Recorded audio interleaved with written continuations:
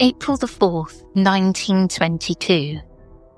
Dusk falls as three neighbours cautiously approach the dark, silent farmstead of Hinterkaifeck. The wooden gate groans on its hinges. Lantern light dances on the barn walls as farmer Lorenz Schittenbauer pushes open the heavy door. Inside, he stumbles upon a scene of horror that will haunt him for the rest of his life. Beneath a layer of hay lie four bodies. Andreas Gruber, 63, his wife Kazilia, 72, their widowed daughter Victoria Gabriel, 35, and little Kazilia, 7, all bludgeoned beyond recognition. Blood stains the straw. In the farmhouse, two more victims are found. 2-year-old Joseph in his cot, and the new maid, Maria Baumgartner, still in her bed, both killed with the same brutal force. It was Maria's first day in the job. The previous maid had fled, convinced the remote homestead was haunted. I'm Sarah Powell, and this is Obscurata, because some stories have no ending.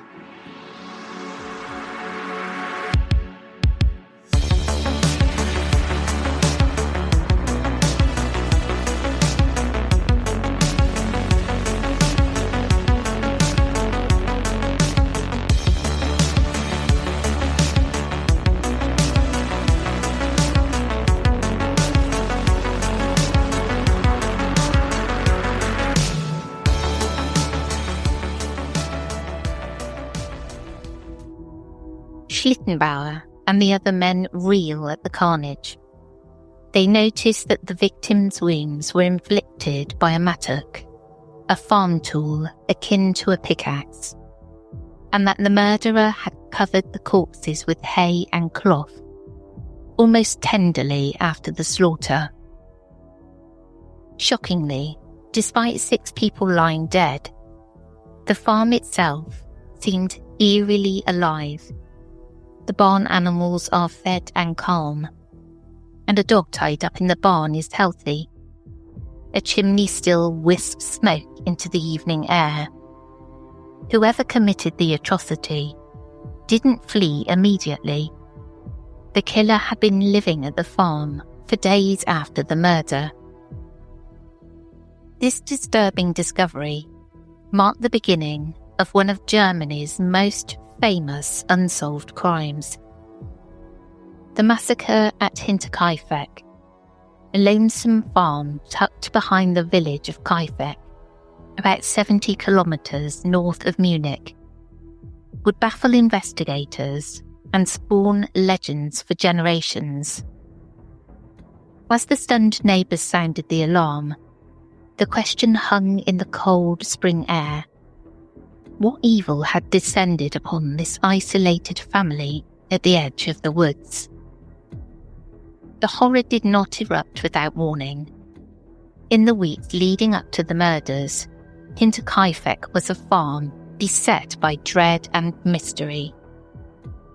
Andreas Gruber, the patriarch, had begun to speak of strange happenings on the property. Footsteps were heard in the attic at night. Slow, deliberate steps, echoing above the family's heads. Night after night, Andreas prowled the loft with a lantern and his rifle, only to find no one hiding in the rafters. The former maid had quit 6 months earlier, convinced the attic was home to a restless spirit. She'd been hearing those same phantom footsteps and felt an uncanny presence watching her. Andreas dismissed her fears at first, but the unexplained sounds continued. Then came other ominous signs. In March 1922, Andreas discovered a newspaper on the property that neither he nor anyone in the household had purchased. It was a Munich paper, found tucked in the farmstead. a perplexing find since no neighbours subscribed to that publication, and the postman confirmed he hadn't lost it. Around the same time, Andreas spoke of finding tracks in fresh snow, leading from the nearby woods straight to his farm. But curiously, none leading back. The single file of footprints approached the farm's machine room door, whose lock was broken, as if someone had come out of the forest and slipped inside. No stranger was seen, and despite how unsettling this was, Andreas told neighbours he couldn't explain it. When concerned friends offered to help investigate, he waved them off. Proud or in denial, he never reported these events to the police. Inside the old farmhouse, small items began to go missing. Keys disappeared from their hooks. Tools from the shed vanished, then reappeared in odd places. Doors that had been locked at night were found open in the morning. The family's 7-year-old, Cordelia Jr., confided to a school friend that her mother Victoria had fled the farm one night after a violent quarrel, vanishing into the dark woods, only to return hours later after the family searched for her. What had frightened Victoria enough to run into the forest, the little girl's story would later seem chilling, was someone, or something, lurking outside in the tree line that night. Andreas Gruber grew increasingly uneasy.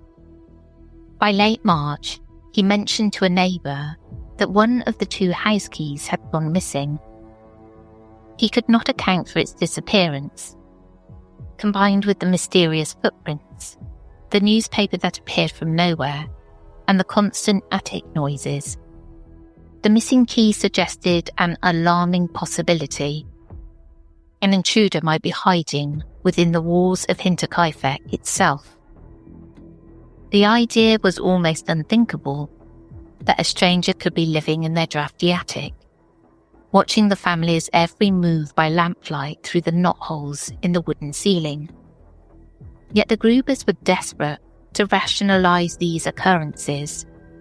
They inspected the barn and house repeatedly, finding no one. Still, an oppressive sense of dread settled over the farm. Later, the events of those days would be seen as a cascade of omens, warnings that went unheeded. On Friday, March the 31st, 1922, an icy silence fell over Hinterkaifeck farm as night came. That afternoon, a new maid, Maria Baumgartner, had arrived to replace the one who fled. Maria was 44, a quiet woman from a nearby town. Her sister dropped her off at the Gruber's gate, staying only briefly. Sadly, Maria would not survive her first night on the job. As darkness enveloped the farm, something or someone was already there, waiting. Perhaps the killer skulked in the barn's shadows, or crept down from the attic after the household went to sleep. Sometime during the evening, the Gruber family was lured one by one out to the barn. Investigators later theorised that the perpetrator might have caused a disturbance among the animals to draw the family out. Maybe the cattle were restless, or a cow bellowed in distress, prompting one of the family to grab a lantern and head to the stable. What is known is that each of the 4 adults, Andreas, Cordelia Sr., Victoria, and little Cordelia, went out to the attached barn, and each was struck down with a mattock in turn. The killer lay in wait, catching his victims off guard in the dark of the stable. Andreas was likely attacked first. The blows to his face were so severe that later his cheekbones protruded through torn flesh. Victoria's skull was smashed with at least 9 star-shaped wounds, and Kazelia Sr. had 7 blows and signs of strangulation.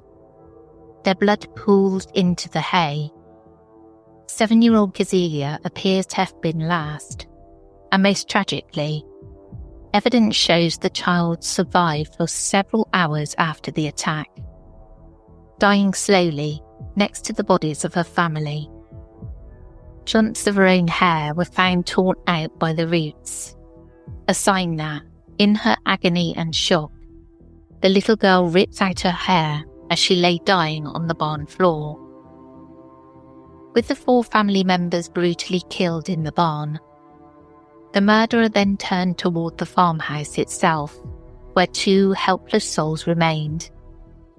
In the small maid's room on the ground floor, Maria Baumgartner was likely awakened by the noise, or perhaps by the intruder entering her chamber. She too was slaughtered with the mattock, struck with crosswise blows to the head as she lay in her bed. And finally the youngest, little Joseph, just 2 years old, asleep in his cradle in Victoria's room, was murdered with a single heavy blow to the head. In an act both gruesome and strangely poignant, the killer covered the bodies of his last 2 victims.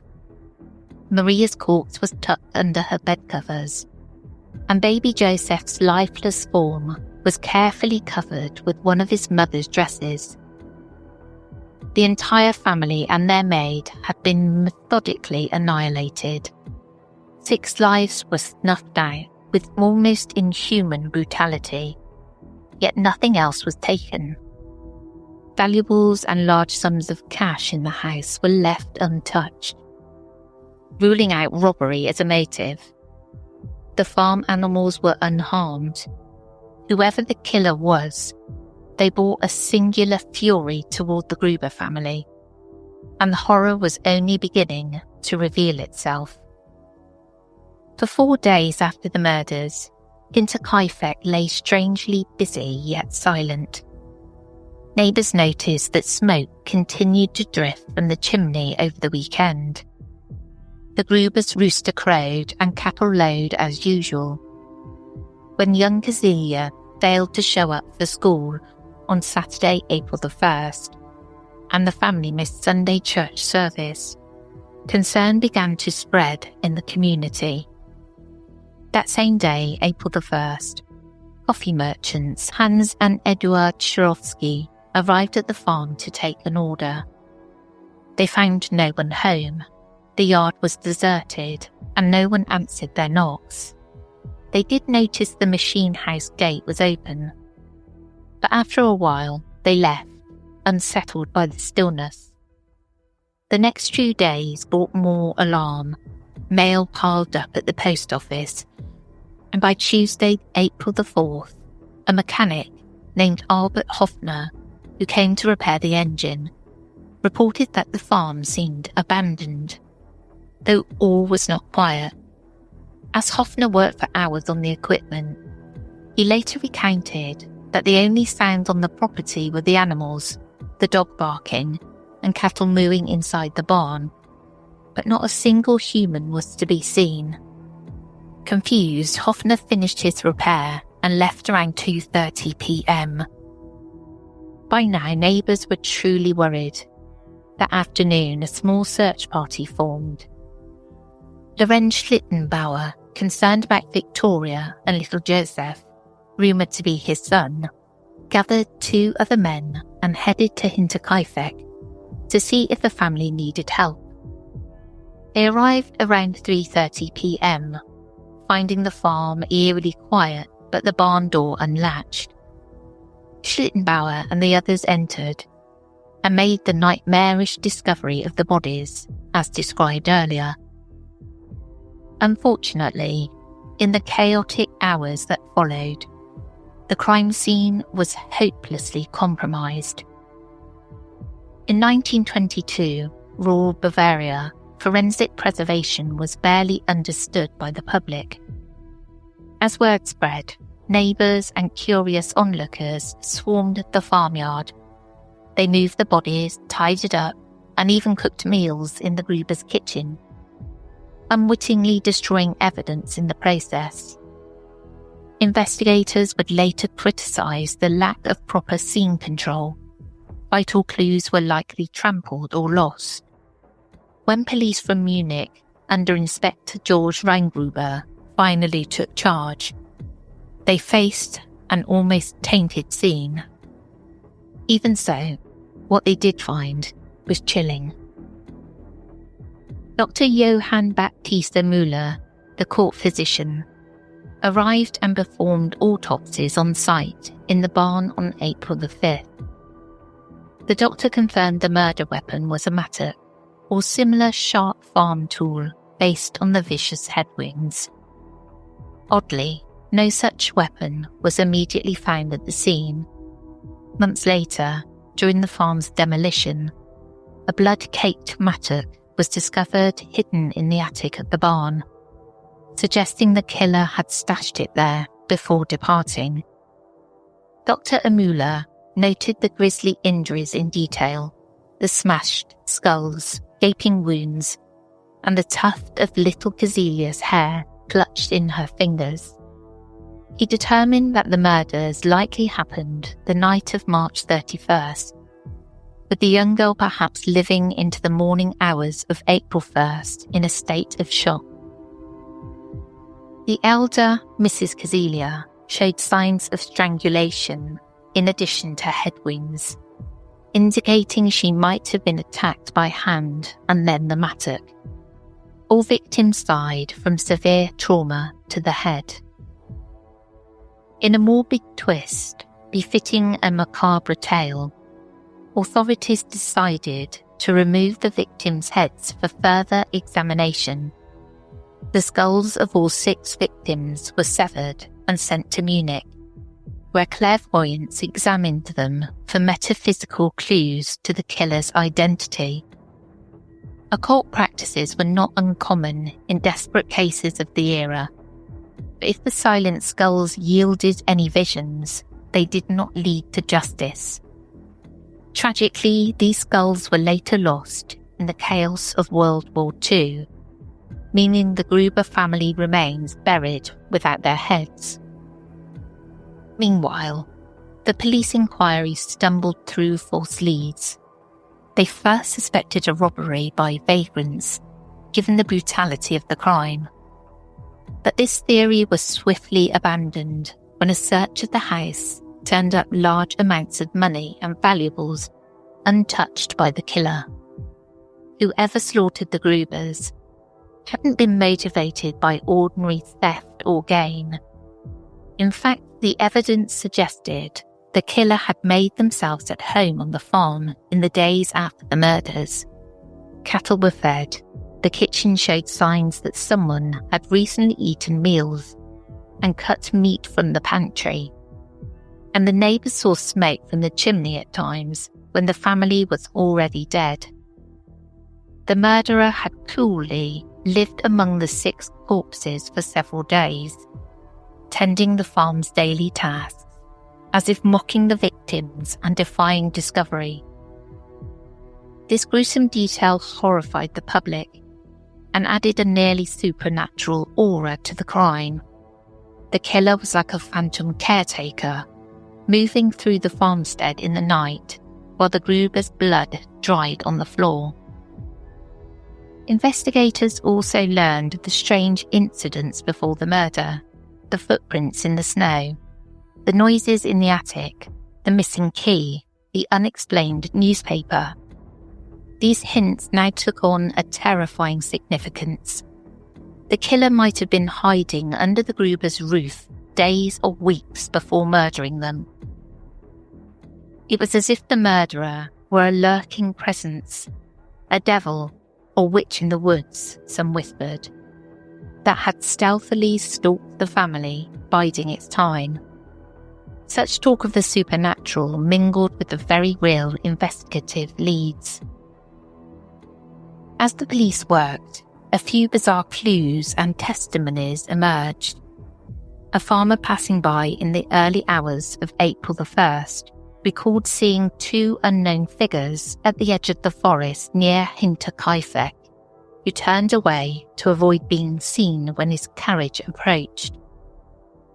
And the night after the crime, a local artisan named Michael Plot said he walked past the farm and noticed the oven was lit inside the house, with a pungent smoke that billowed out, as if something foul or unusual was burning.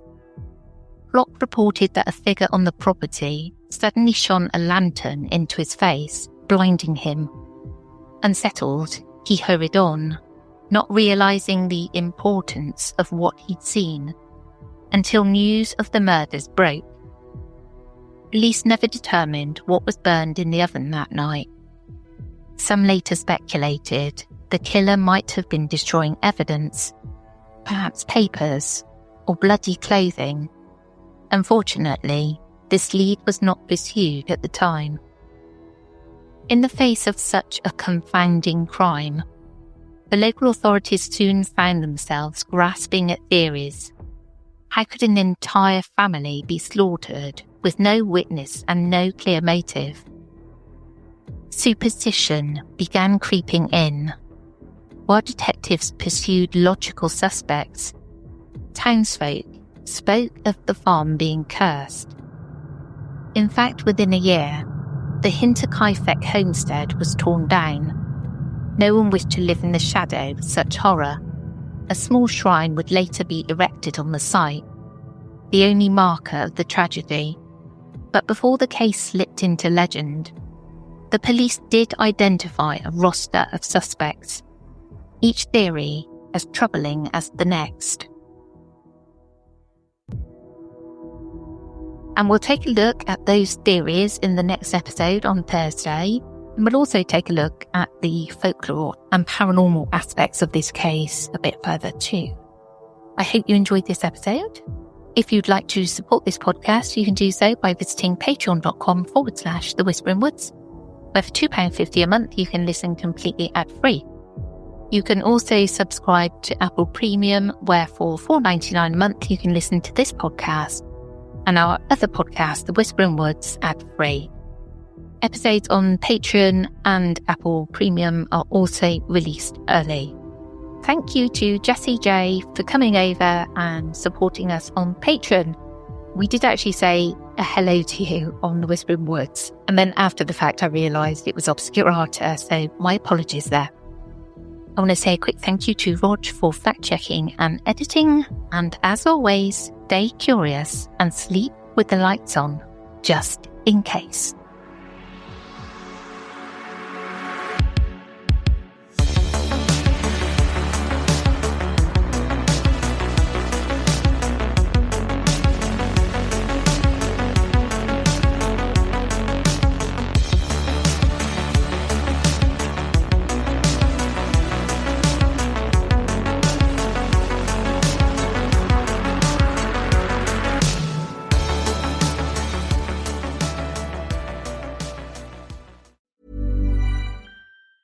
El rugido de los aficionados, el ritmo de las porras, la intensidad en la cancha. Esto es más que solo un partido de fútbol. Con DraftKings Sportsbook, esta es tu oportunidad de convertir cada jugada en una gran ganancia. Descarga la app de DraftKings Sportsbook y usa el código HEART. Ese es el código HEART para que los nuevos usuarios reciban $200 en bonus bets al instante cuando apuestes solo $5. En asociación con DraftKings, la corona es tuya. ¿Problemas con el juego? Llama al 1-800-GAMBLER. En Nueva York, llama al 877-8-HOPE-NY o envía un mensaje de texto con la palabra HOPE-NY al 467-369. En Connecticut, hay ayuda disponible para problemas con el juego. Llama al 888-789-7777 o visita ccpg.org. Juega responsablemente. En nombre de Boot Hill Casino and Resort, Kansas. Debe ser mayor de 21 años. La elegibilidad varía según la jurisdicción. No válido en Ontario. Pueden aplicarse cargos en Illinois. Las apuestas de bonos son de un solo uso. La apuesta no se incluye en las ganancias y caducan después de ser otorgadas. La oferta finaliza el 29 de septiembre 2025 a las 11:59 p.m. hora del este. Los términos en DraftKings.com/sportsbook/promos.